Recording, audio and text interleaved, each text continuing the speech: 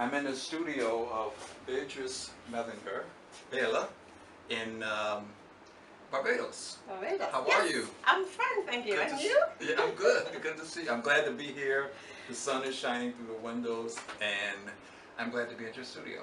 Okay, yes, thank yes. you for coming. The vacation's been great. Thanks for having me.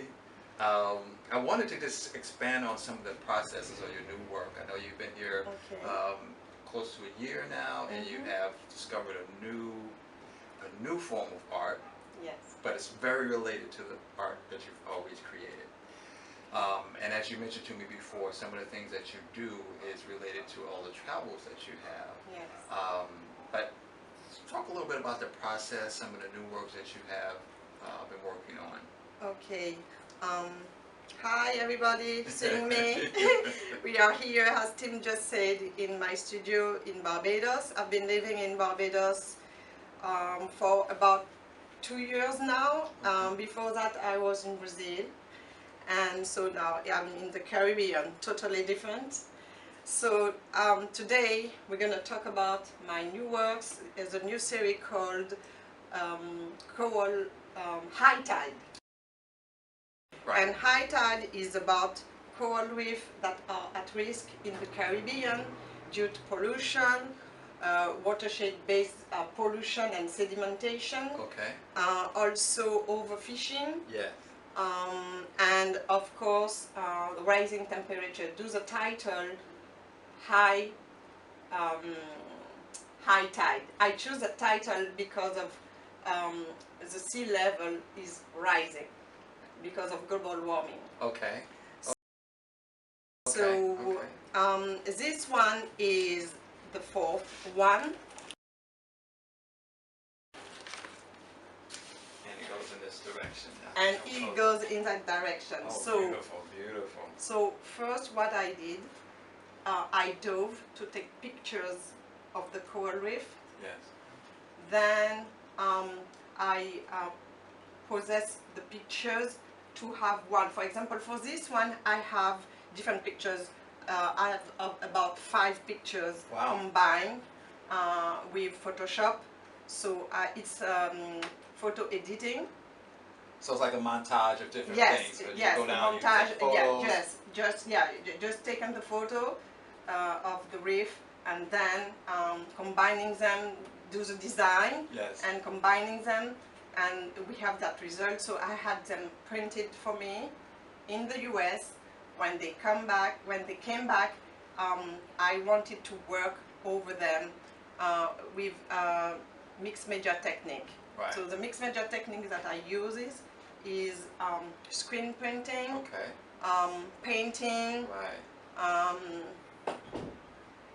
obviously photo editing, because we had the photography, and a lot of the words that you have are screen printing. And you were talking a little bit about that a little earlier.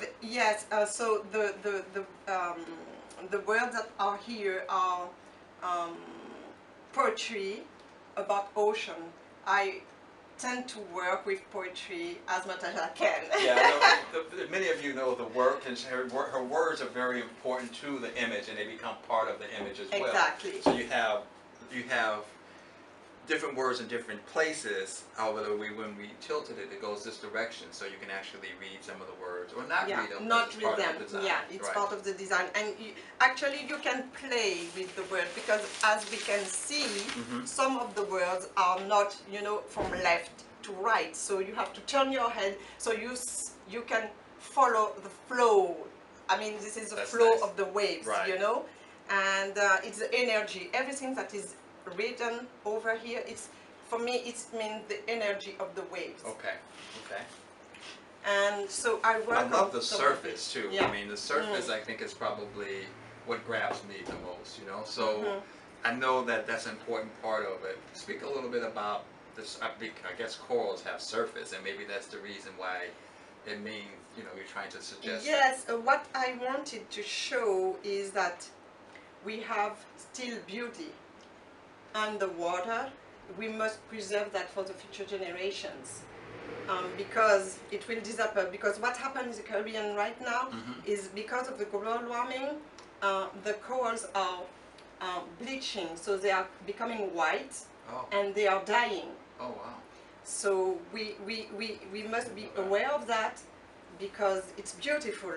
And the way I possess, because what I wanted to do here is to show the colors, the transparency, and the atmosphere of the underwater world.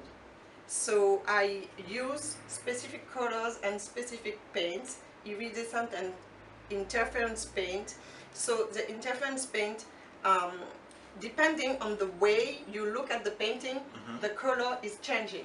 Yeah. Like it's changing in nature. Yeah, we talked about the iridescent quality and the way the light hits it and so forth, and that's an important part. Yes. Because I guess you probably see many lights when you're diving in Exactly. the water too, Yeah. right? Yeah. Wow. Yeah. Yes. So this is what I try to explain in the painting.